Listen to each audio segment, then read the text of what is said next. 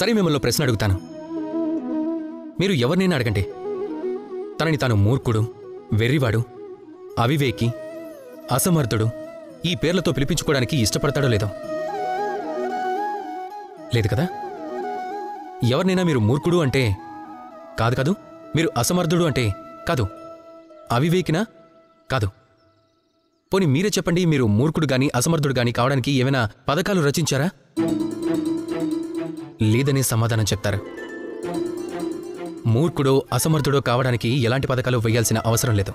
ఎవరైనా మూర్ఖుడు అసమర్థుడు అవ్వాలి అంటే తను ఏ పథకాలు వేసుకోకూడదు. ఉన్నదే చాలా చిన్న జీవితం.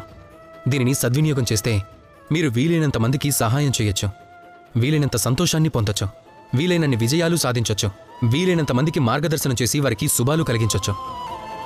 అసమర్థుడనుకుని ఇంట్లో కూర్చోవటం కంటే మనదంటూ ఒక ప్రయత్నం చేసి విఫలం కావడం మేలు. ఎందుకంటే అప్పుడే మరో అవకాశం మిమ్మల్ని వెతుక్కుంటూ వస్తుంది. ఒక కొత్త పథకం రచించడానికి, దాన్ని సాకారం చేయడానికి. ఏదో ఒక పథకం మిమ్మల్ని మీ లక్ష్యానికి చేర్చగలుగుతుంది. అవునా? రాధాకృష్ణ.